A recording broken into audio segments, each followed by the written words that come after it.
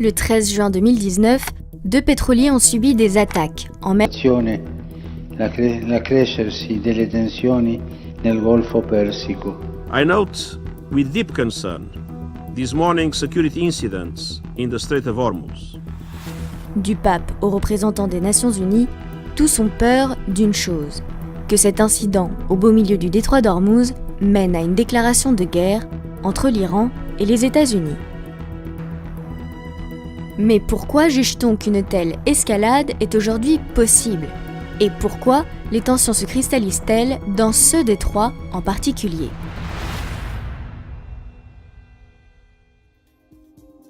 Pour répondre à ces questions, il faut d'abord faire un peu de géographie. Le détroit d'Ormuz, donc, c'est ici, entre l'Iran à l'est et une partie de l'État d'Oman à l'ouest. Il s'agit d'un couloir maritime très étroit. Seulement 40 km séparent ces deux pays. Mais surtout, c'est un passage obligé pour les grands exportateurs de pétrole que sont l'Iran, l'Arabie Saoudite, l'Irak, les Émirats Arabes Unis, le Koweït et le Qatar. C'est donc par ce tout petit détroit que passe un tiers du trafic pétrolier maritime, ainsi qu'un cinquième du commerce global de gaz naturel liquéfié. Cette configuration particulière fait du détroit d'Ormuz un point éminemment stratégique, ce qui explique les nombreuses bases militaires installées dans la région ainsi que les tensions dont elle fait régulièrement l'objet.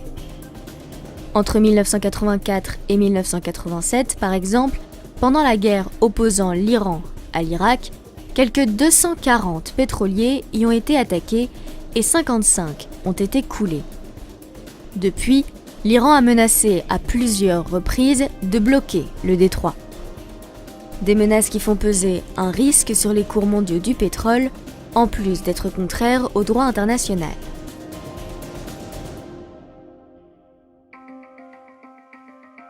Alors, aujourd'hui, le détroit d'Ormuz est à nouveau au cœur de vives tensions.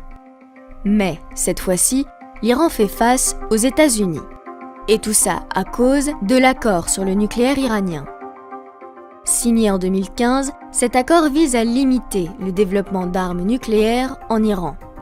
En échange, les États-Unis et leurs alliés européens doivent lever les sanctions économiques. Et le moins que l'on puisse dire, c'est que Donald Trump n'aime pas du tout cet accord. The Iran deal is a disaster.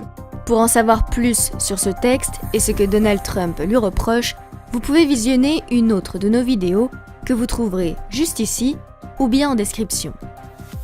En mai 2018, Donald Trump décide donc d'en sortir et instaure à nouveau des sanctions économiques.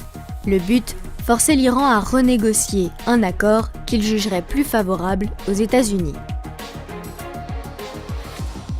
Et c'est dans ce contexte que les États-Unis ont accusé l'Iran d'être responsable des attaques de pétroliers du 13 juin 2019. Images à l'appui.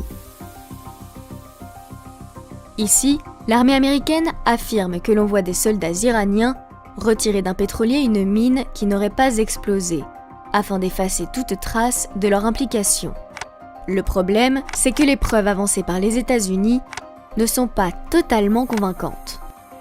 D'abord parce que l'opérateur du navire japonais, attaqué le 13 juin, contredit la version américaine. Selon lui, ce ne sont pas des mines qui sont la cause du sabotage.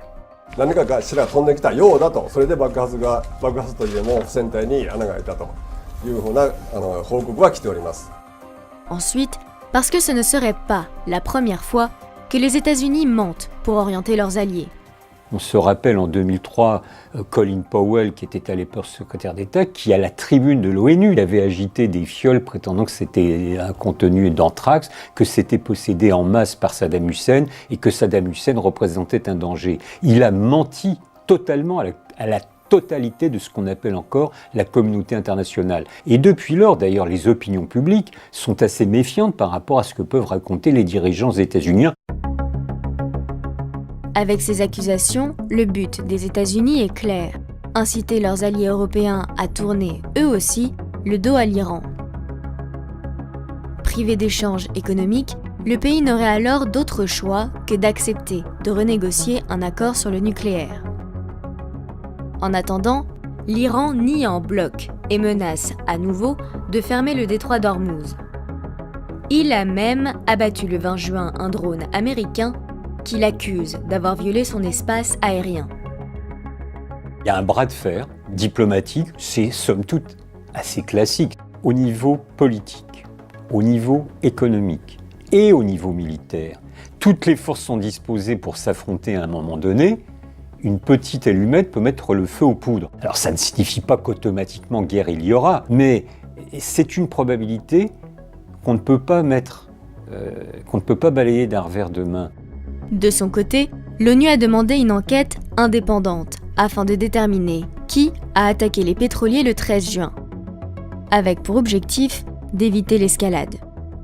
What we would not like to see is a military escalation in the region. We think that would be extremely dangerous, definitely not positive, neither for anyone in the region, nor for Europe, neither for the rest of the world.